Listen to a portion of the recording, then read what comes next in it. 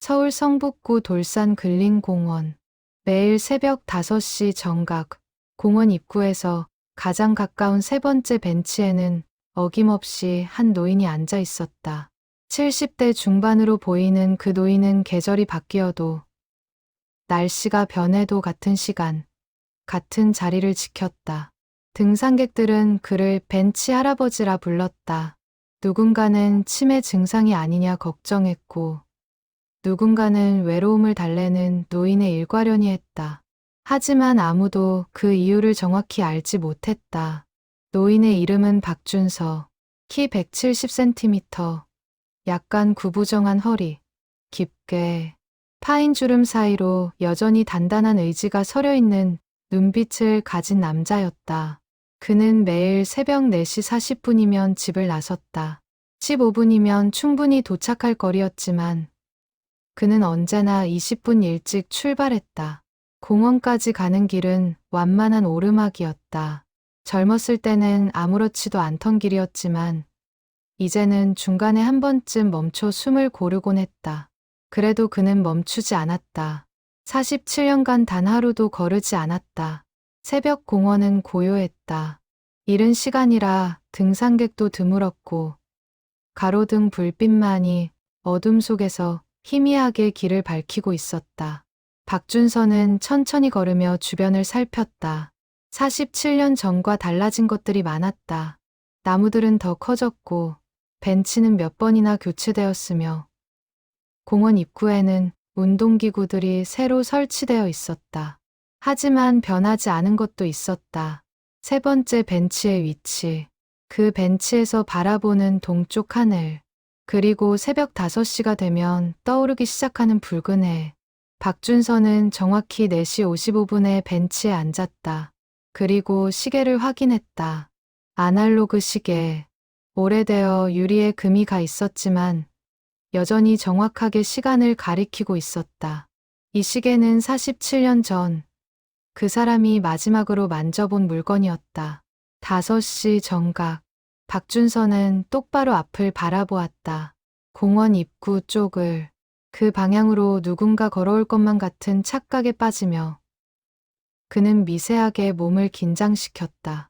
47년간 매일 아침 반복하는 순간이었지만 그 기대감은 여전히 생생했다. 아무도 오지 않았다. 6시가 되면 박준서는 천천히 일어났다. 정확히 1시간을 벤치에 앉아 있었다. 그리고 집으로 돌아가 간단한 아침을 먹고 낮 동안은 집 근처 작은 철물점에서 일을 했다. 저녁이 되면 일찍 잠자리에 들었다. 다음 날 새벽을 위해 동네 사람들은 박준서를 과묵하지만 성실한 사람으로 알고 있었다. 그는 말수가 적었고 개인적인 이야기를 거의 하지 않았다. 철물점 주인 김덕수는 가끔 궁금해하며 물었다. 준서 씨, 매일 새벽에 공원 가신다면서요? 운동하시는 거예요? 박준서는 짧게 대답했다. 약속이 있어서요. 누구랑요? 오래된 친구요. 더 이상 묻지 않았다. 박준서의 표정이 더 이상의 질문을 허락하지 않았기 때문이다. 그의 눈빛에는 깊은 무언가가 있었다. 슬픔인지, 그리움인지, 아니면 후회인지 알 수 없는 감정이 서려 있었다. 박준서에게는 가족이 없었다. 결혼도 하지 않았고, 형제자매도 모두 세상을 떠났다. 그가 사는 작은 원룸에는 낡은 가구, 몇 점과 책 몇 권, 그리고 오래된 사진 한 장이 전부였다. 사진 속에는 2명의 젊은 군인이 있었다. 20살 남짓 보이는 청년들. 한 명은 박준서 자신이었고 다른 한 명은 이름을 부르기조차 조심스러운 그 사람이었다. 1953년 7월 정전협정이 체결되기 불과 며칠 전 휴전선 근처 어느 전선에서 두 사람은 마지막으로 함께 있었다. 포성이 멋지 않던 밤, 참호 속에서 그들은 약속을 나눴다. 전쟁이 끝나면 서울로 돌아가자. 어디서 만날까? 내가 살던 동네 뒷산에 공원이 있어. 거기 벤치에서 만나자. 언제? 매일 새벽 5시, 해 뜨는 시간에. 왜 하필 그 시간이야? 새벽이 가장 고요하잖아. 전쟁 소리가 들리지 않는 시간. 살아있다는 게 가장 분명하게 느껴지는 시간. 그날 밤이 지나고 동이 트기 전에 적의 야습이 있었다. 혼란 속에서 두 사람은 헤어졌다. 박준서는 후퇴하는 부대를 따라 남쪽으로 이동했고 그 사람은 행방불명되었다. 전쟁이 끝나고 박준서는 서울로 돌아왔다. 폐허가 된 도시. 가족을 잃고 집을 잃고 모든 것을 잃었지만 그에게는 지켜야 할 약속이 있었다. 1953년 7월 28일 정전협정이 발효된 다음 날 박준서는 돌산공원 세 번째 벤치에 처음으로 앉았다. 새벽 5시 정각. 그는 공원 입구를 바라보며 기다렸다. 1시간을 기다렸지만 아무도 오지 않았다. 다음 날도 그 다음 날도 그는 같은 시간에 같은 장소에 앉았다. 한 달이 지나고 1년이 지났다. 사람들은 그에게 말했다. 이제 그만 포기하는 게 어때요? 전쟁 중에 실종된 사람들 대부분은. 하지만 박준서는 듣지 않았다. 약속은 약속이었다. 그 사람이 살아있다면 언젠가는 반드시 이곳에 올 것이었다. 설령 오늘이 아니라도 내일이라도 또는 언젠가는. 47년이 흘렀다. 계절은 수없이 바뀌었고 세상은 너무나 많이 변했다. 폐허였던 서울은 고층 빌딩으로 가득 찬 도시가 되었고 전쟁의 상처는 대부분 아물었다. 하지만 박준서의 마음속 상처는 여전히 생생했다. 그는 매일 새벽 벤치에 앉아 있었다. 이제는 습관이 되어버린 기다림. 희망보다는 의무감으로, 기대보다는 약속으로 지속되는 시간들. 새벽 5시의 공원은 여전히 고요했다. 박준서는 천천히 숨을 들이마셨다. 차가운 공기가 폐 속 깊이 스며들었다. 그리고 그는 중얼거렸다. 오늘도 안 오는구나. 2000년 봄, 공원을 자주 찾는 사람들 사이에서 벤치 할아버지는 일종의 전설이 되어 있었다. 동네 카페에서는 가끔 그에 대한 이야기가 오갔다. 저 할아버지, 몇 년째 저러는 거래요? 글쎄요. 우리 어머니 말씀으론 30년은 넘었다던데. 대체 뭘 기다리는 걸까요? 치매 아니에요. 매일 같은 시간, 같은 장소에 앉아 계시잖아요. 하지만 박준서는 치매가 아니었다. 그의 정신은 또렷했고 기억은 선명했다. 오히려 너무 선명해서 문제였다. 47년 전 그날 밤의 기억이, 참호 속에서 나눈 대화가, 헤어지던 순간의 표정이 지금도 생생하게 떠올랐다. 어느 날, 한 젊은 여성이 박준서에게 다가왔다. 25살쯤 되어 보이는, 대학생처럼 보이는 여성이었다. 그녀는 조심스럽게 말을 걸었다. 저, 할아버지. 박준서는 천천히 고개를 돌렸다. 젊은 여성이 서 있었다. 손에는 노트와 펜을 들고 있었다. 제가 대학에서 사회학을 공부하는 학생인데요. 할아버지의 이야기를 듣고 싶어서요. 괜찮으시면 인터뷰를 해도 될까요? 박준서는 잠시 망설였다. 47년간 단 한 번도 자신의 이야기를 누구에게도 하지 않았다. 그런데 이제 와서 낯선 사람에게 말을 한다는 게 이상하게 느껴졌다. 무슨 이야기를 듣고 싶으신데요? 할아버지께서 매일 새벽 이곳에 오시는 이유요. 동네 분들 사이에서 궁금해하시는 분들이 많거든요. 박준서는 앞을 바라보며 조용히 말했다. 약속을 지키는 겁니다. 누구와의 약속인가요? 전우요. 전쟁 때 함께 싸웠던 친구. 여학생은 노트에 뭔가를 적으며 물었다. 그분과 헤어지신 건가요? 1953년 7월, 마지막 전투에서 실종됐습니다. 그럼, 돌아가신 건가요? 박준서는 고개를 저었다. 모릅니다. 시신도 찾지 못했고, 공식 기록에도 실종으로만 남아 있어요. 그래서 저는 믿습니다. 언젠가는 돌아올 거라고. 47년이나 기다리셨어요? 약속이니까요. 우리는 약속했습니다. 전쟁이 끝나면 이곳에서 만나기로. 여학생은 더 이상 묻지 않았다. 박준서의 목소리에 담긴 무게가 더 이상의 질문을 막았다. 그녀는 조용히 인사하고 떠났다. 그날 이후 동네 사람들 사이에서 박준서에 대한 이야기가 조금씩 퍼지기 시작했다. 단순히 이상한 노인이 아니라 약속을 지키는 사람이라는 걸 알게 된 사람들은 그를 다른 시선으로 바라보기 시작했다. 카페 주인 아주머니는 가끔 따뜻한 커피를 가져다 주었다. 할아버지, 추운데 이거라도 드세요. 박준서는 작게 고개를 숙이며 감사를 표했다. 말은 없었지만 그의 눈빛에는 고마움이 담겨 있었다. 계절이 바뀌었다. 봄이 지나고 여름이 왔다. 장마가 시작되었다. 빗줄기가 거세게 쏟아지는 날에도 박준서는 벤치에 앉아 있었다.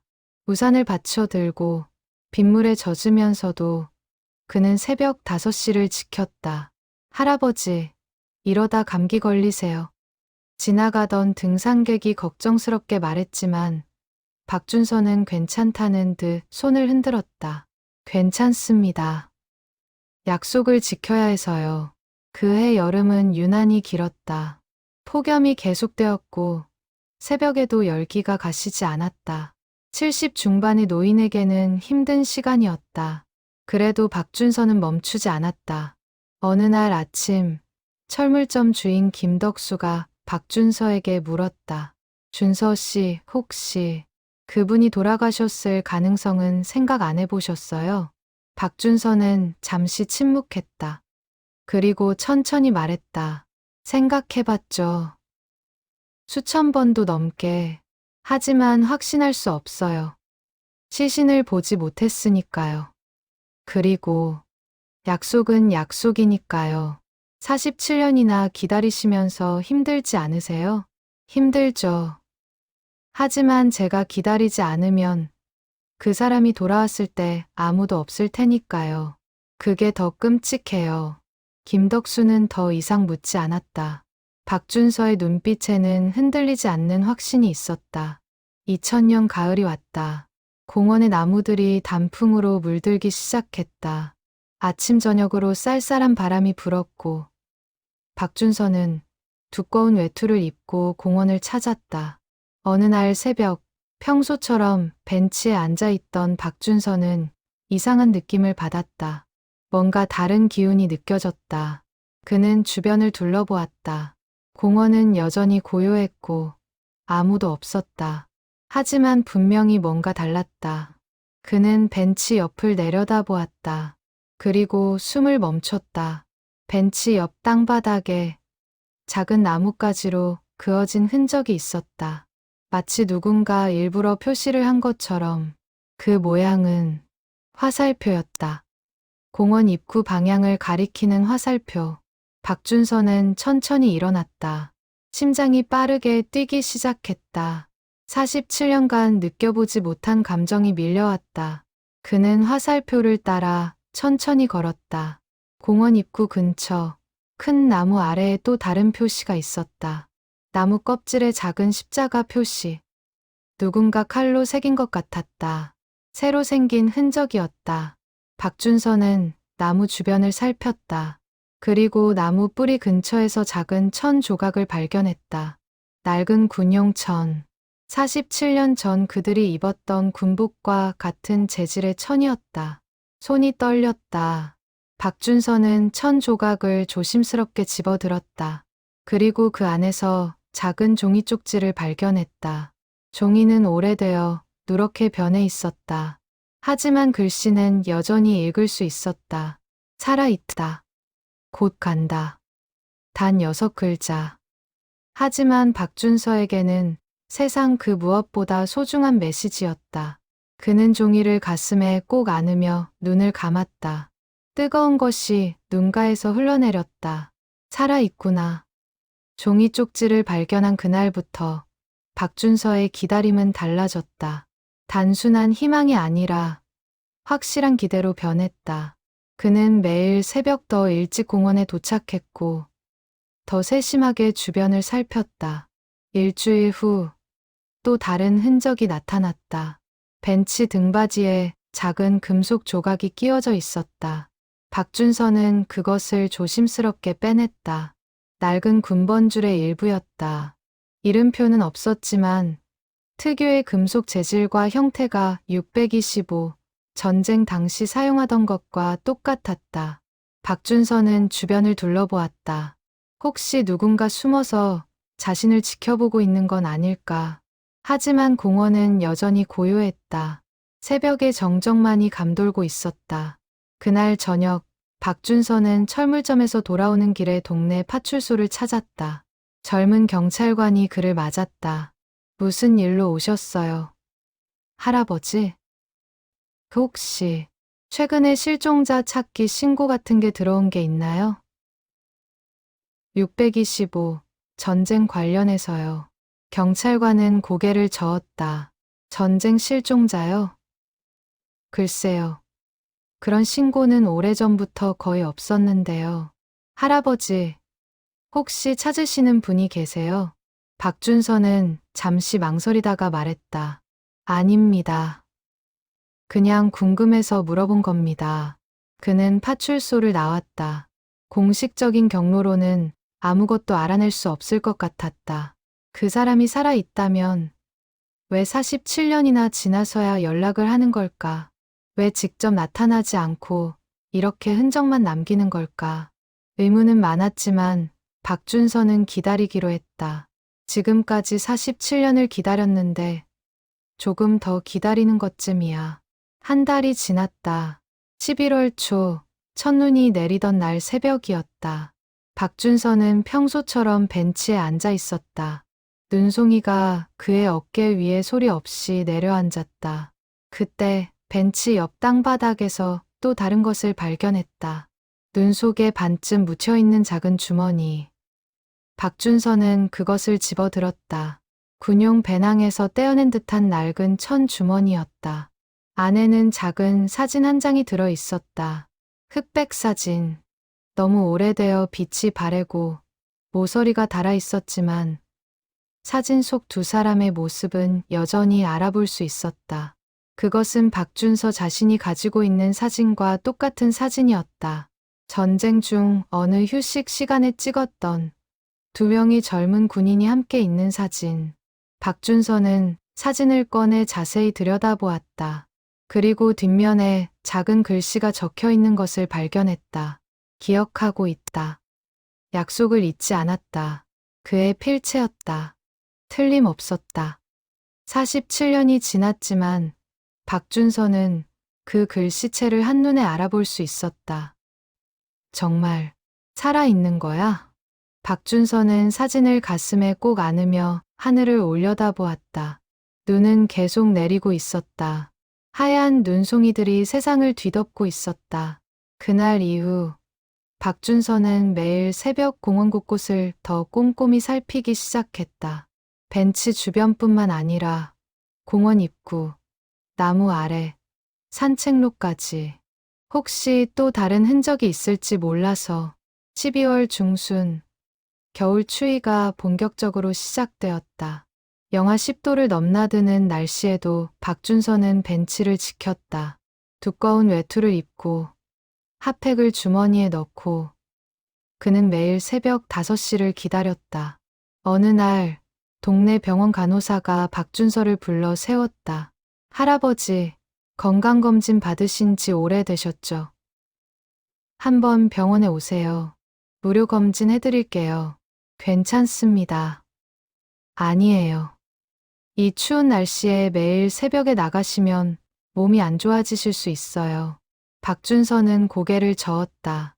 저는 건강합니다. 걱정 마세요. 하지만 실제로는 그렇지 않았다. 최근 들어 숨이 자주 찼고 가슴이 답답할 때가 많았다. 계단을 오르는 것도 예전보다 힘들어졌다. 하지만 박준서는 그것을 인정하고 싶지 않았다. 아직 기다려야 할 사람이 있었으니까. 12월 31일 한 해의 마지막 날, 박준서는 평소보다 더 일찍 공원에 도착했다. 새벽 4시 30분. 하늘은 아직 깜깜했고 별들만이 반짝이고 있었다. 그는 벤치에 앉아 지난 47년을 떠올렸다. 얼마나 많은 새벽을 이곳에서 보냈던가. 얼마나 많은 계절이 지나갔던가. 그리고 이제 마침내 그 사람이 살아있다는 확신을 얻었다. 조금만 더 기다리면 되는 거지? 박준서는 혼잣말을 했다. 그리고 주머니에서 오래된 시계를 꺼냈다. 47년 전 그 사람이 마지막으로 만진 시계. 시계는 여전히 정확하게 시간을 가리키고 있었다. 5시 정각. 공원 입구 쪽에서 희미한 인기척이 들렸다. 박준서는 고개를 들었다. 어둠 속에서 누군가 천천히 걸어오고 있었다. 하지만 거리가 너무 멀어서 누군지 알 수 없었다. 박준서는 벤치에서 일어났다. 심장이 빠르게 뛰기 시작했다.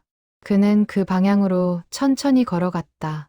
하지만 그것은 평범한 등산객이었다. 중년의 남성. 박준서와 눈이 마주치자 그는 가볍게 고개를 숙여 인사했다. 추운데 일찍 나오셨네요. 박준서는 작게 고개를 끄덕이며 다시 벤치로 돌아왔다. 가슴속 기대가 실망으로 바뀌는 순간이었다. 하지만 그는 익숙했다. 47년간 수없이 겪었던 일이었으니까 6시가 되었다. 박준서는 천천히 일어나 집으로 향했다. 새해가 오고 있었다. 2001년. 48년째가 시작되는 해. 2001년이 밝았다. 새해 첫날 박준서는 여느 때와 다름없이 새벽 5시에 벤치에 앉아 있었다. 공원은 고요했다. 전날 밤 자정에 울렸던 제야의 종소리도, 새해를 축하하는 불꽃놀이도 모두 사라진 고요한 새벽이었다. 박준서는 이제 76살이 되었다. 세월은 그를 더욱 늙게 만들었다. 주름은 더 깊어졌고, 허리는 더 구부정해졌으며, 걸음걸이는 더 느려졌다. 하지만 그의 의지는 여전히 단단했다. 최근 몇 달간 나타났던 흔적들 때문에 박준서의 마음은 혼란스러웠다. 그 사람이 살아있다는 것은 분명했다. 하지만 왜 직접 나타나지 않는 걸까? 왜 이렇게 조금씩 흔적만 남기는 걸까? 혹시 중병에 걸린 건 아닐까? 혹시 거동이 불편한 건 아닐까? 아니면 다른 이유가 있는 걸까? 박준서는 혼자서 여러 가지 가능성을 생각해 보았다. 하지만 답은 알 수 없었다. 단지 기다릴 뿐이었다. 1월 중순. 혹한이 계속되던 어느 날이었다. 박준서는 평소처럼 공원에 갔다가 깜짝 놀랐다. 벤치 위에 작은 보자기가 놓여 있었던 것이다. 누군가 일부러 놓고 간 것이 분명했다. 박준서는 주변을 둘러보았다. 아무도 없었다. 그는 조심스럽게 보자기를 열었다. 안에는 작은 군용 수통과 낡은 나침반이 들어 있었다. 둘 다 625 전쟁 당시 사용하던 물건이었다. 수통에는 이니셜이 새겨져 있었다. K, D, H, 강동혁. 그 사람의 이름이었다. 박준서는 47년 만에 다시 그 이름을 떠올렸다. 강동혁. 함께 전쟁터를 누볐던 전우. 참호 속에서 약속을 나눴던 친구. 마지막 전투에서 실종된 그 사람. 동혁아. 박준서는 수통을 꼭 쥐며 눈을 감았다. 기억이 밀물처럼 밀려왔다. 1953년 여름. 그 뜨거웠던 전선. 포성이 끊이지 않던 밤들. 배고픔과 추위와 공포 속에서도 서로를 의지하며 버텼던 시간들. 왜 이제야? 왜 이렇게 늦게? 박준서는 수통을 가슴에 안으며 앞을 바라보았다. 공원 입구는 여전히 텅 비어 있었다. 아무도 걸어오지 않았다. 2월이 되었다. 박준서의 건강은 눈에 띄게 나빠졌다. 기침이 잦아졌고 숨쉬기가 힘들어졌다. 철물점 주인 김덕수가 걱정스럽게 물었다. 준서 씨, 병원 한번 가보시는 게 어때요? 얼굴색이 안 좋아 보여요. 괜찮습니다. 아니에요. 이러다 큰일 나요. 제가 같이 가드릴까요? 박준서는 고개를 저었다. 조금만 더 기다리면 됩니다. 그 사람이 곧 올 거예요. 그 전후분 말씀이시죠? 혹시 최근에 연락이라도 왔어요? 박준서는 주머니에서 수통을 꺼내 보여주었다. 이걸 받았어요. 그 사람이 남긴 거예요. 김덕수는 수통을 보며 고개를 끄덕였다. 하지만 걱정스러운 표정은 여전했다. 그래도 건강은 챙기셔야죠. 그 친구분을 만나려면 건강해야 하잖아요. 그렇긴 하네요. 박준서는 결국 동네 병원에 갔다. 의사는 검사를 하더니 심각한 표정으로 말했다. 심장이 많이 약해졌습니다. 즉시 입원하셔야 해요. 입원은 안 됩니다. 할아버지, 이 상태로는 위험해요. 지금 당장이라도 쓰러질 수 있습니다. 박준서는 단호하게 말했다. 입원할 수 없어요. 매일 새벽 가야 할 곳이 있습니다. 그게 뭔데 목숨보다 중요합니까? 약속입니다. 제가 지켜야 할 약속이에요. 의사는 한숨을 쉬며 말했다. 그럼 최소한 약은 드세요. 이대로는 정말 위험합니다. 박준서는 약을 받아 돌아왔다. 하지만 여전히 매일 새벽 공원을 찾았다. 몸은 힘들었지만 마음은 더 간절했다. 3월 초, 봄 기운이 돌기 시작했다. 어느 날 새벽, 박준서는 벤치에 앉아 있다가 이상한 소리를 들었다. 공원 입구 쪽에서 들리는 발걸음 소리, 느리고 불규칙한 걸음걸이. 박준서는 고개를 들었다. 어둠 속에서 누군가 천천히 걸어오고 있었다. 이번에는 평범한 등산객이 아니었다. 그 걸음걸이, 그 기운이 달랐다. 박준서는 벤치에서 일어났다. 심장이 터질 듯 뛰었다. 그는 그 방향을 바라보며 숨을 참았다. 한 노인이 모습을 드러냈다. 지팡이를 짚고 천천히 걸어오는 노인. 박준서와 비슷한 나이로 보였다. 허리는 굽어 있었고 걸음은 힘겨워 보였다. 두 사람의 시선이 마주쳤다. 박준서는 그 순간을 평생 잊을 수 없었다. 어둠 속에서도 그 눈빛을 알아볼 수 있었다. 47년이 지났지만 변하지 않은 것이 있었다. 그 사람의 눈빛. 동혁아. 박준서는 떨리는 목소리로 이름을 불렀다. 노인은 멈춰 섰다. 그리고 천천히 고개를 끄덕였다. 준서야. 미안하다. 늦었다. 두 사람은 그 자리에 서서 서로를 바라보았다. 말이 나오지 않았다. 47년의 시간이 그들 사이에 있었다. 너무 많은 세월, 너무 많은 이야기들. 박준서는 천천히 걸어가 강동혁 앞에 섰다. 그리고 조심스럽게 손을 뻗어 그의 어깨를 만졌다. 진짜였다. 환상이 아니었다. 정말. 너야? 그래. 나야. 두 사람은 아무 말 없이 서로를 껴안았다. 47년 만에 재회. 벤치에서 불과 몇 미터 떨어지지 않은 곳에서 두 노인은 벤치에 나란히 앉았다. 동이 트기 시작했다. 붉은 해가 동쪽 하늘을 물들이며 떠오르고 있었다. 47년 전 그들이 약속했던 그 시간. 새벽 5시의 해돋이. 박준서는 옆에 앉은 강동혁을 자꾸만 쳐다보았다. 정말 그가 살아있다는 게 믿기지 않았다. 꿈이 아닐까, 환각이 아닐까. 하지만 강동혁은 분명히 거기 있었다. 숨을 쉬고 움직이고 살아있었다. 동혁아, 어떻게 된 거야? 47년 동안 어디 있었던 거야? 강동혁은 천천히 입을 열었다. 그의 목소리는 쉰 목소리였다. 오랜 세월의 무게가 담겨 있었다. 1953년 7월 그날 밤. 기억하지? 기억해. 어떻게 잊겠어. 적에 야습이 있었고 우리는 헤어졌어. 나는 후퇴하지 못하고 적진 쪽으로 밀려났지. 박준서는 숨을 죽이며 들었다. 그날 밤 나는 부상을 입었어. 다리에 총을 맞았지. 피를 너무 많이 흘려서 정신을 잃었고 깨어났을 때는 어느 산골짜기였어. 그럼 포로가 된 거야? 강동혁은 고개를 저었다. 아니, 민간인이 나를 구해줬어. 산속에 숨어 살던 노부부였지. 그들은 나를 숨겨주고 치료해줬어. 그럼 왜 정전협정이 체결되고 나서 나는 서울로 돌아가려 했어. 하지만 다리가 제대로 낫지 않았고 걷기조차 힘들었지. 몇 달을 더 그곳에 머물렀어. 박준서는 강동혁의 다리를 내려다보았다. 그제야 그가 지팡이를 짚고 있다는 것을 제대로 인식했다. 1954년 봄이 되어서야 겨우 걸을 수 있게 됐어. 나는 서울로 향했지. 우리가 약속한 그 공원으로. 그럼, 하지만 도착하기 전에 또 다른 일이 생겼어. 강동혁은 잠시 말을 멈췄다.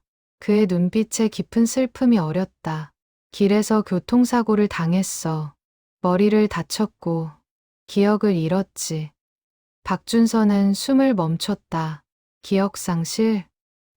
그래. 내가 누군지, 어디서 왔는지, 어디로 가는지 아무것도 기억나지 않았어. 병원에 입원했고 몇 년을 그곳에서 보냈지. 그럼 1960년대 중반이 되어서야 조금씩 기억이 돌아오기 시작했어. 전쟁의 기억, 전우들의 얼굴, 그리고 너와의 약속. 강동혁은 박준서를 바라보았다. 하지만 그때는 이미 너무 많은 시간이 흘렀어. 10년이 넘게. 나는 생각했어. 내가 나를 기다리고 있을 리 없다고. 이미 새로운 삶을 살고 있을 거라고. 박준서는 아무 말도 할 수 없었다. 가슴이 터질 것 같았다. 나는 그 공원에 가보지 못했어. 용기가 없었지. 내가 없을까봐, 나를 잊었을까봐 두려웠어. 나는 매일 거기 있었어. 하루도 거르지 않고. 강동혁은 눈을 감았다. 미안하다. 정말 미안해. 왜 이제야 온 거야? 왜 그렇게 오래 걸린 거야? 강동혁은 천천히 대답했다. 작년에야 결심했어. 2000년이 되면서, 새 천년이 시작되면서, 이제는 정말 마지막일지 모른다는 생각이 들었지. 늙었고, 건강도 나빠졌고, 그래서 흔적들을 남긴 거야? 종이 쪽지, 사진, 수통. 그래, 먼저 확인하고 싶었어.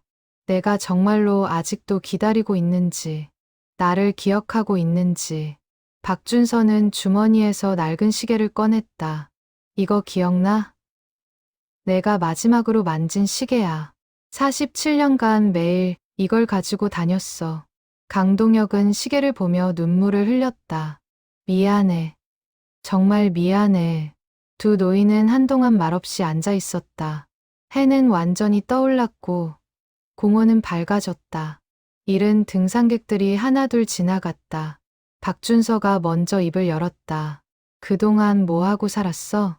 강동혁은 작게 웃었다. 별거 없어. 기억을 되찾은 후에는 작은 시계방을 운영했어. 결혼은 하지 않았고 혼자 살았지.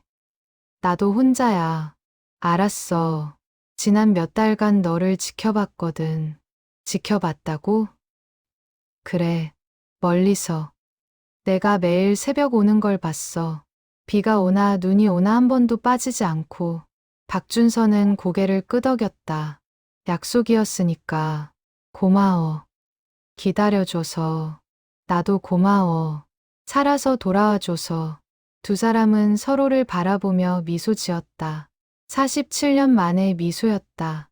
그날 이후 박준서와 강동혁은 매일 새벽 공원에서 만났다. 둘은 벤치에 나란히 앉아 밀린 이야기를 나눴다. 47년간 살아온 이야기들, 전쟁이 끝난 후의 삶, 고난의 시간들, 외로웠던 순간들. 강동혁은 기억상실증에서 회복한 후의 삶을 이야기했다. 시계방을 운영하며 조용히 살았던 날들, 매일 시계를 고치며 시간에 대해 생각했던 시간들, 시계를 보면서 자꾸 너와의 약속이 떠올랐어. 새벽 5시. 우리가 만나기로 한 시간. 박준서는 고개를 끄덕였다. 나도 매일 시계를 봤어. 내가 준 이 시계를. 두 사람은 서로의 손을 꼭 잡았다. 주름투성이 손.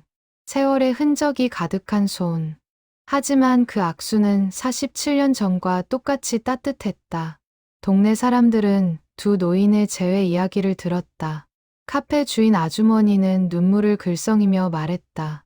47년을 기다렸다니. 정말 대단하세요. 철물점 주인 김덕수도 감동했다. 준서 씨, 축하드립니다. 정말 잘 됐어요. 박준서는 조용히 미소 지었다. 오랜만에 느끼는 행복이었다.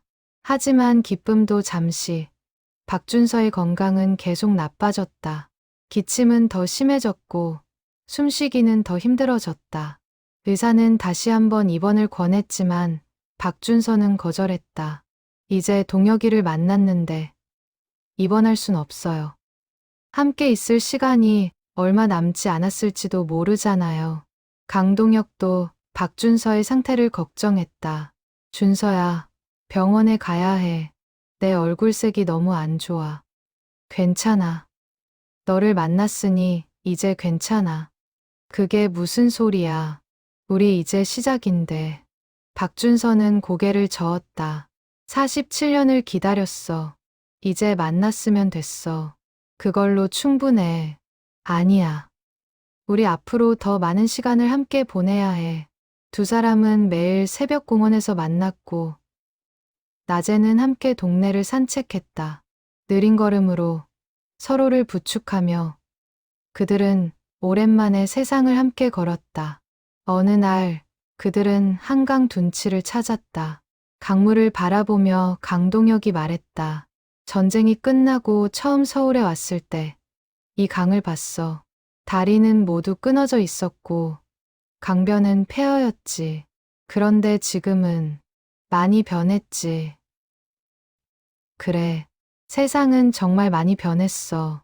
박준서는 강물을 바라보며 말했다. 우리도 많이 늙었어. 그래, 어느새 70 중반이 넘었네. 시간이 참 빠르지? 그래, 하지만 늦지는 않았어. 우리 다시 만났잖아. 두 사람은 서로를 바라보며 웃었다. 주름진 얼굴, 구부정한 허리, 느린 걸음걸이. 하지만 그들의 웃음은 여전히 젊었다. 4월이 왔다. 공원에는 벚꽃이 피기 시작했다. 분홍빛 꽃잎들이 바람에 흩날리며 벤치 위에 떨어졌다. 박준서와 강동혁은 벚꽃 아래 앉아 있었다. 그림 같은 풍경이었다. 두 노인과 벚꽃과 새벽 햇살. 예쁘다. 박준서가 말했다. 그래, 정말 예쁘네. 47년 전에도 이 벚꽃을 봤었지. 그때는 전쟁 중이라 여유가 없었어. 이제는 평화롭게 볼 수 있네. 두 사람은 잠시 침묵했다. 벚꽃잎이 계속 떨어졌다. 바람에 실려 춤추듯 흩날리는 꽃잎들. 강동혁이 조용히 말했다. 준서야, 미안해. 47년을 기다리게 해서. 박준서는 고개를 저었다. 괜찮아. 이렇게 다시 만났잖아. 하지만 내 인생을 망친 거나 마찬가지야. 나 때문에 결혼도 못하고 가족도 없이. 그게 내 탓은 아니야. 내 선택이었어. 그래도. 박준서는 강동혁의 손을 잡았다. 후회하지 않아. 약속을 지킬 수 있어서 오히려 다행이야. 만약 포기하고 다른 삶을 살았다면 평생 후회했을 거야. 강동혁은 눈물을 닦았다. 고마워. 정말 고마워. 나도 고마워. 살아서 돌아와줘서. 두 사람은 한동안 손을 잡고 앉아 있었다. 말은 필요 없었다. 그저 함께 있다는 것만으로 충분했다. 5월 초, 박준서는 결국 쓰러졌다. 새벽 공원으로 가던 중 계단을 오르다가 갑자기 가슴을 움켜쥐고 주저앉았다. 지나가던 등산객이 발견해 119에 신고했고 박준서는 응급실로 실려갔다. 강동혁은 소식을 듣고 급히 병원으로 달려왔다. 그는 응급실 앞에서 초조하게 기다렸다. 1시간 후 의사가 나왔다. 보호자 분이신가요? 네. 아니, 친구입니다. 환자분의 심장 상태가 매우 안 좋습니다. 당장 수술이 필요한데 고령이라 위험 부담이 큽니다. 그럼 수술을 하지 않으면 며칠 버티기 힘들 것 같습니다. 강동혁은 무너지듯 의자에 앉았다. 47년 만에 다시 만났는데 이렇게 헤어질 수는 없었다. 박준서는 중환자실에 입원했다. 산소 마스크를 쓰고 여러 기계에 연결된 채로 누워 있었다. 강동혁은 유리창 너머로 그를 바라보며 눈물을 흘렸다. 준서야. 버텨. 제발 버텨줘. 이틀 후 박준서가 깨어났다. 의식이 돌아온 것이다. 강동혁은 허락을 받고 중환자실에 들어갔다. 준서야. 박준서는 천천히 고개를 돌렸다. 산소 마스크 너머로 희미한 미소를 지었다. 동혁아. 응, 내가 여기 있어. 박준서는 힘겹게 말했다. 미안해. 약속을 못 지킬 것 같아. 무슨 소리야. 우리 내일도 공원에서 만나기로 했잖아. 내일은 못 갈 것 같아. 강동혁은 박준서의 손을 꼭 잡았다. 괜찮아. 내가 나을 때까지 기다릴게. 47년을 기다렸는데 조금 더 기다리는 것쯤이야. 박준서는 고개를 저었다. 동혁아, 너무 늦은 것 같아. 시간이 아니야. 아직 늦지 않았어. 박준서는 강동혁을 바라보며 조용히 말했다. 47년을 기다렸는데 겨우 2달밖에 함께 못 있었네. 그래도 만났잖아. 그걸로 충분해. 미안해. 더 오래 함께하고 싶었는데. 강동혁은 눈물을 참으며 말했다. 준서야, 포기하지 마. 수술 받고 나으면 우리 더 많은 곳을 가보자. 바다도 가고, 산도 가고. 박준서는 힘없이 웃었다. 그러고 싶지만 몸이 말을 안 들어. 의사는 수술을 권했지만 박준서는 거절했다. 수술은 하지 않겠습니다. 환자분 수술하지 않으면 알고 있어요. 하지만 이 나이에 수술받고 싶지 않아요. 강동혁이 간청했다. 준서야, 제발 수술 받자. 동혁아, 괜찮아. 난 충분히 살았어. 아니야. 우리 이제 시작인데. 박준서는 강동혁의 손을 꼭 잡았다. 47년을 기다린 보람이 있었어. 너를 다시 만났으니까. 준서야. 약속을 지킬 수 있어서 행복했어. 매일 새벽 벤치에 앉아있던 시간들. 하나도 후회하지 않아. 강동혁은 울음을 참을 수 없었다. 미안해. 내가 더 일찍 왔어야 했는데. 아니야. 늦지 않았어. 우리 다시 만났잖아. 박준서는 천천히 눈을 감았다. 그리고 작은 목소리로 말했다. 동혁아. 내일 새벽에 공원에 함께 갈 수 있을까? 응, 갈 수 있어. 정말? 그래, 내가 데려다 줄게. 박준서는 미소 지었다. 그리고 잠들었다. 다음 날 새벽 4시 30분. 강동혁은 간호사에게 부탁해 박준서를 휠체어에 태웠다. 의사는 반대했지만 강동혁은 고집을 부렸다. 제발 허락해 주세요. 마지막일지도 몰라요. 병원에서 공원까지는 택시로 10분 거리였다. 강동혁은 택시를 타고 박준서를 공원으로 데려갔다. 새벽 5시 정각. 두 노인은 벤치 앞에 있었다. 박준서는 휠체어에 앉아 있었고 강동혁은 그 옆에 서 있었다. 해가 떠오르기 시작했다. 붉은 빛이 하늘을 물들이며 동쪽에서 퍼져나왔다. 박준서는 미소 지으며 말했다. 예쁘다. 그래, 정말 예쁘네.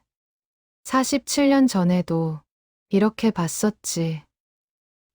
그래, 참호 속에서 그때 약속했었지. 응. 새벽 5시에 만나기로. 박준서는 강동혁을 올려다보았다. 약속. 지켰어. 강동혁은 박준서의 손을 잡았다. 그래. 지켰어. 우리 둘 다. 박준서는 눈을 감았다. 미소를 띤 채로. 그리고 조용히 마지막 숨을 내쉬었다. 박준서의 장례식은 조용히 치러졌다. 가족이 없었기에 강동혁이 장례를 주관했다. 동네 사람들이 조문을 왔다. 카페 주인 아주머니, 철물점 주인 김덕수, 평소 공원에서 마주쳤던 등산객들. 그들은 모두 박준서의 이야기를 알고 있었다. 47년간 약속을 지킨 남자. 매일 새벽 벤치에 앉아 전우를 기다렸던 사람. 강동혁은 영정 앞에 서서 말했다. 준서야. 편히 쉬어. 고생 많았어. 장례식이 끝나고 강동혁은 박준서의 유품을 정리했다. 작은 원룸에는 많은 것이 없었다. 낡은 가구, 몇 권의 책, 오래된 옷가지들, 그리고 하나의 상자. 강동혁은 상자를 열었다. 안에는 여러 가지 물건이 담겨 있었다. 전쟁 당시의 사진들, 군번줄, 낡은 지도, 그리고 일기장. 일기장을 펼쳤다. 1953년 7월 28일부터 시작되어 있었다. 박준서가 47년간 써온 기록이었다. 1953년 7월 28일, 정전협정 발효 다음 날. 오늘부터 공원 벤치에서 동혁이를 기다리기 시작했다. 새벽 5시 정각. 1시간을 기다렸지만 오지 않았다. 내일 다시 올 것이다. 1953년 8월 1일. 오늘도 오지 않았다. 하지만 괜찮다. 내일은 올 것이다. 1954년 1월 1일. 새해가 밝았다. 6개월째 기다리고 있다. 동혁아, 어디 있니? 1955년 7월 28일. 2년이 지났다. 사람들은 포기하라고 하지만 나는 믿는다. 너는 살아있다. 1960년 7월 28일. 7년째다. 세상은 많이 변했다. 하지만 나는 여전히 이곳에 있다. 1970년 7월 28일. 17년째. 어느새 40이 되었다. 결혼하지 않기로 했다. 너를 기다리기로 했으니까. 1980년 7월 28일. 27년째. 50살이 되었다. 몸은 예전 같지 않지만 마음은 여전하다. 1990년 7월 28일. 37년째. 60이 되었다. 아직도 너를 기다린다. 2000년 7월 28일. 47년째. 75이 되었다. 동혁아, 나는 여전히 여기 있어. 강동혁은 일기장을 덮으며 눈물을 흘렸다. 47년간 한 번도 약속을 잊지 않았던 친구. 매일 새벽 그를 기다렸던 사람. 미안해, 준서야. 너무 늦게 왔어. 며칠 후, 강동혁은 공원을 찾았다. 세 번째 벤치. 그들이 47년간 약속을 지켰던 그 장소. 벤치 옆에는 작은 표지판이 세워져 있었다. 동네 주민들이 자발적으로 만든 것이었다. 47년간의 약속. 박준서 1925에 2001. 전우를 위해 47년간 매일 새벽 이곳에서 기다렸던 사람.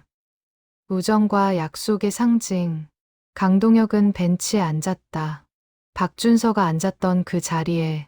그리고 동쪽 하늘을 바라보았다. 해가 떠오르고 있었다. 붉은 해. 새벽 5시의 해돋이. 준서야, 나왔어. 오늘도, 내일도 계속 올게. 그날 이후 강동혁은 매일 새벽 공원을 찾았다. 박준서 대신 벤치를 지켰다. 이제는 자신이 약속을 지킬 차례였다. 동네 사람들은 강동혁을 보며 말했다. 저분이 그 전우분이시래요. 47년 만에 돌아오셨다던데. 그런데 박준서 할아버지는 돌아가셨잖아요. 그래서 이제 저분이 대신 벤치를 지키신대요. 강동혁은 매일 새벽 벤치에 앉아 박준서를 떠올렸다. 47년간 자신을 기다렸던 친구, 약속을 지켰던 사람. 준서야, 미안해. 늦어서 미안해. 6월이 되었다. 공원은 초록빛으로 가득했다. 나무들은 울창하게 자랐고 새들은 지저귀며 날아다녔다. 어느 날 아침, 한 젊은 기자가 강동역을 찾아왔다. 저는 지역 신문사 기자입니다. 할아버지와 박준서 할아버지의 이야기를 기사로 쓰고 싶은데요. 강동역은 처음에는 거절하려 했다. 하지만 생각이 바뀌었다. 박준서의 이야기를 세상에 알리고 싶었다. 47년간 약속을 지켰던 그 위대한 우정을. 좋습니다. 이야기해드리죠. 기자는 녹음기를 켜고 질문했다. 47년 동안 왜 연락하지 않으셨나요? 기억을 잃었습니다. 교통사고로. 기억이 돌아온 후에는요, 겁이 났습니다. 너무 많은 시간이 흘렀고, 준서가 저를 잊었을 거라 생각했죠. 하지만 박준서 할아버지는 매일 기다리셨잖아요. 강동역은 눈물을 닦으며 말했다. 그래서 더 미안합니다. 제가 용기를 냈어야 했는데, 지금이라도 만나셨잖아요. 너무 늦었습니다. 겨우 2달, 47년을 기다리게 하고, 겨우 2달밖에 함께하지 못했어요. 기자는 더 이상 묻지 않았다. 강동역의 슬픔이 전해졌기 때문이다. 며칠 후 기사가 실렸다. 47년간의 약속 전우를 위해 평생을 기다린 남자. 기사는 큰 반향을 일으켰다. 전국적으로 이야기가 퍼져나갔고 많은 사람들이 감동했다. 공원에는 더 많은 사람들이 찾아왔고 벤치는 명소가 되었다. 어떤 사람들은 꽃을 놓고 갔고 어떤 사람들은 묵념을 했다. 박준서를 기리기 위해서. 강동역은 그 모든 것을 지켜보며 생각했다. 준서야, 내 이야기가 많은 사람들에게 전해지고 있어. 내가 지킨 약속이 얼마나 위대한 것인지 모두가 알게 됐어. 2001년 여름이 지나고 가을이 왔다. 강동역은 여전히 매일 새벽 공원을 찾았다. 박준서가 없어도 그는 약속을 지켰다. 이제는 자신이 지켜야 할 차례였다. 어느 날, 한 노부부가 강동역에게 다가왔다.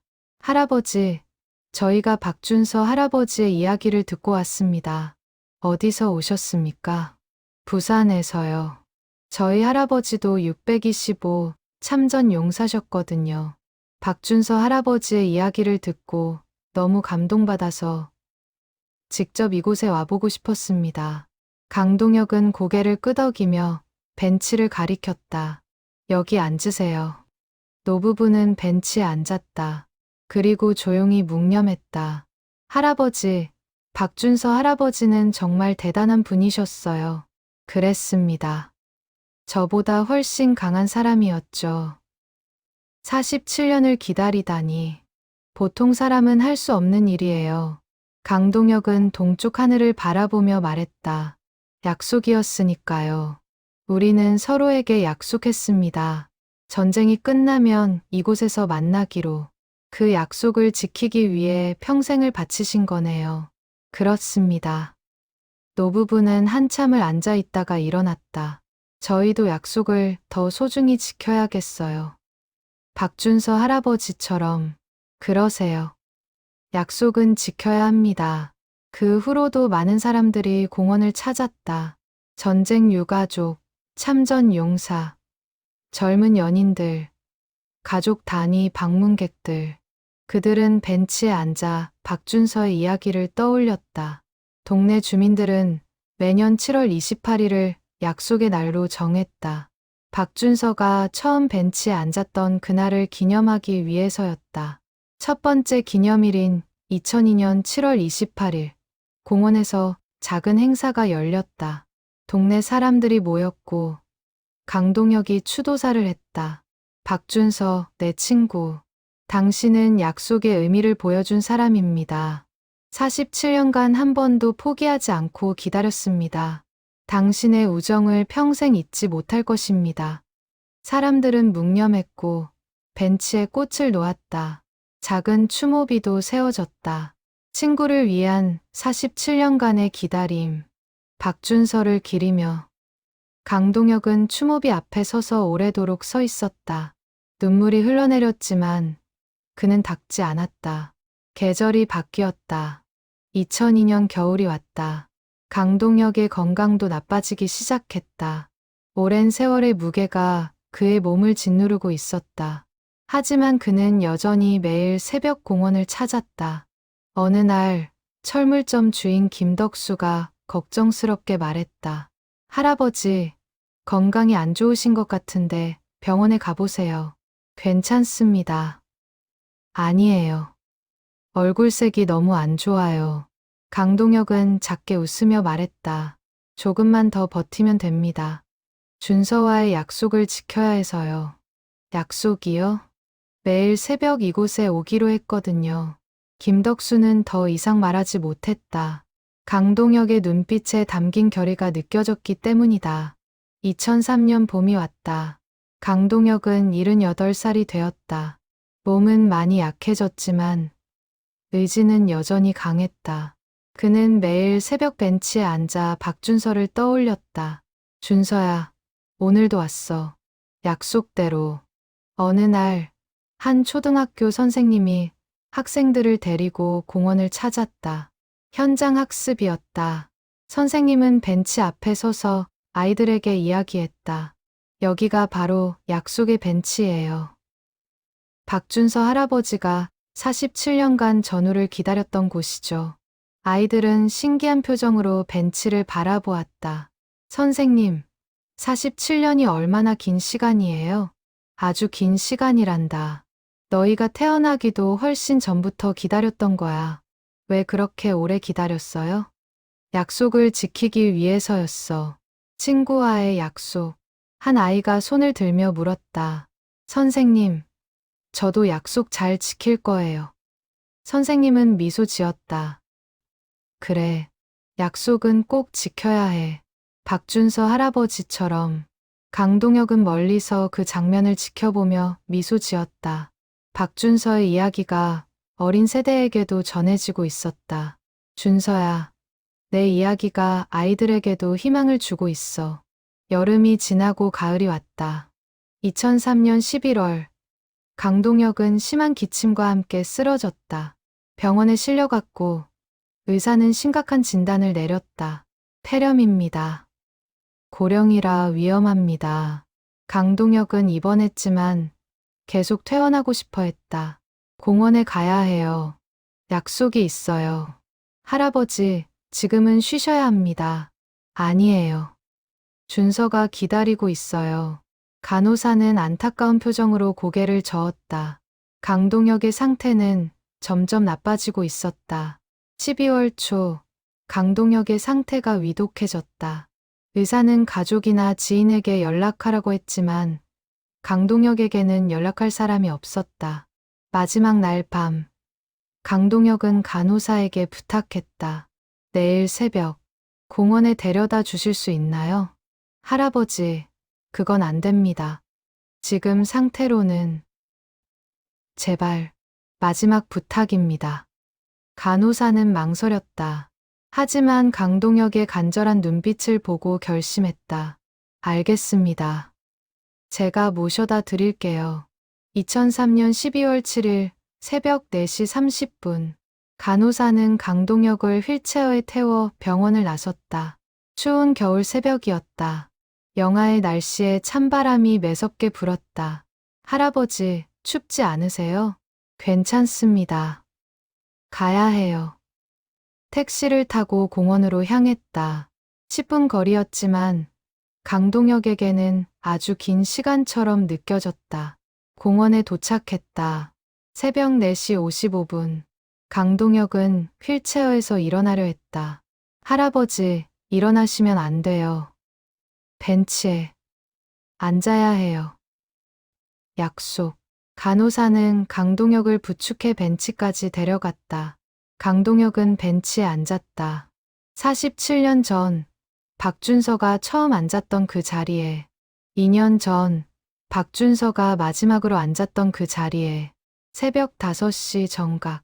동쪽 하늘이 밝아오기 시작했다. 붉은 빛이 천천히 퍼져나갔다. 새로운 날이 시작되고 있었다. 강동혁은 하늘을 올려다보며 미소 지었다. 준서야, 나 왔어. 약속대로. 간호사는 강동혁의 옆에 서서 함께 해돋이를 지켜보았다.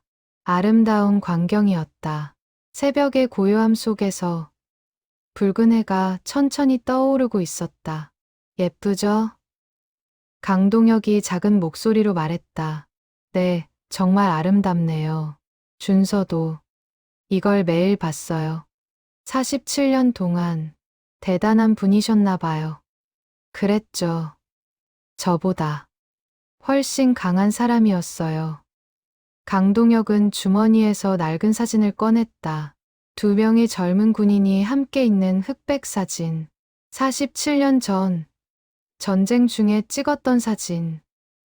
이게 우리예요. 그때는 젊었죠. 간호사는 사진을 보며 눈시울이 붉어졌다. 할아버지, 그분은 할아버지를 정말 소중하게 생각하셨나 봐요. 저도 그래요. 준서는 제 평생의 친구였어요. 해가 완전히 떠올랐다. 공원이 밝아졌다. 새들이 지저귀기 시작했고 나뭇가지에는 서리가 반짝였다. 강동혁은 천천히 눈을 감았다. 준서야, 미안해. 너무 늦어서. 할아버지? 괜찮아. 이제 만날 수 있을 것 같아. 할아버지, 정신 차리세요. 강동혁은 미소를 지으며 마지막으로 말했다. 약속 지켰어. 우리 둘 다. 그리고 조용히 숨을 거두었다. 벤치에 앉은 채로 박준서가 마지막으로 앉았던 그 자리에서 간호사는 눈물을 흘리며 119에 전화했다. 하지만 이미 늦었다. 강동혁은 평화로운 표정으로 눈을 감고 있었다. 소식이 전해지자 동네 사람들이 모여들었다. 카페 주인 아주머니, 철물점 주인 김덕수, 평소 알고 지내던 사람들. 그들은 벤치 앞에 서서 묵념했다. 2분 다 이 벤치에서 마지막을 맞으셨네요.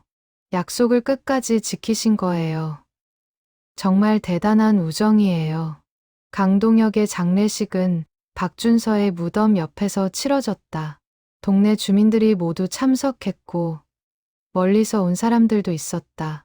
장례식이 끝나고 사람들은 공원으로 갔다. 벤치 앞에 2개의 추모 화환이 놓였다. 박준서 1925에 2001-47년간 약속을 지킨 사람. 강동혁 1925에 2003 약속을 끝까지 지킨 친구. 동네 사람들은 벤치 옆에 작은 동판을 설치했다. 거기에는 이렇게 적혀 있었다. 47년간의 약속. 박준서와 강동혁. 1953년부터 2003년까지 전우애와 약속의 상징. 이 벤치는 2 친구의 우정을 영원히 기억합니다. 그 후로 공원은 더 많은 사람들에게 알려졌다. 전국 각지에서 사람들이 찾아왔다. 연인들, 친구들, 가족들. 그들은 벤치에 앉아 약속의 의미를 되새겼다. 매년 7월 28일과 12월 7일 추모 행사가 열렸다. 박준서가 처음 벤치에 앉았던 날과 강동혁이 마지막으로 벤치에 앉았던 날을 기념하기 위해서였다. 2010년 한 영화 감독이 이 이야기를 영화로 만들고 싶다고 제안했다. 동네 주민들은 회의를 열어 논의했다. 2분의 이야기를 더 많은 사람들에게 알려야 할까요? 그래야죠. 이런 아름다운 우정을 세상에 알려야 해요.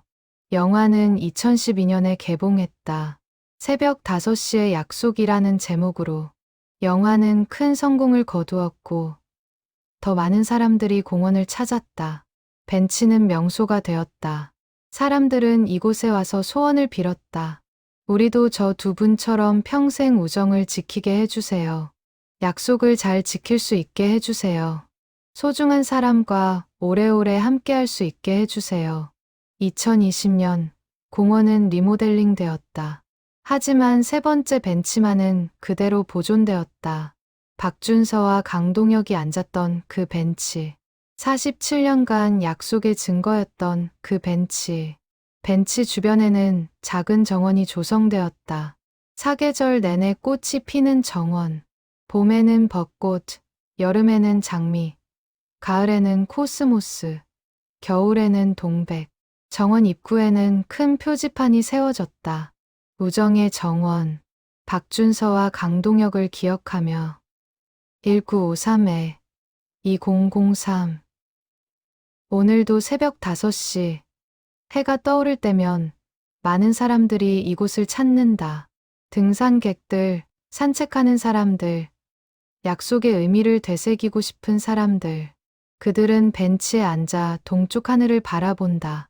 붉은 해가 천천히 떠오르는 것을 지켜본다. 그리고 생각한다. 약속이란 무엇인가? 우정이란 무엇인가? 기다림이란 무엇인가? 박준서와 강동혁은 그 답을 보여주었다. 47년간의 기다림으로, 끝까지 지킨 약속으로, 죽음까지도 갈라놓을 수 없었던 우정으로. 벤치는 여전히 그 자리에 있다. 세월이 지나도, 계절이 바뀌어도 변하지 않는 것이 있다. 두 친구가 남긴 약속의 의미가. 그리고 오늘도 새벽 5시 누군가는 이 벤치에 앉아 소중한 사람을 떠올린다. 지켜야 할 약속을 생각한다. 벤치는 말한다. 약속은 지켜줘야 한다. 우정은 영원하다. 기다림은 헛되지 않다. 박준서와 강동혁의 이야기는 이렇게 영원히 이어진다.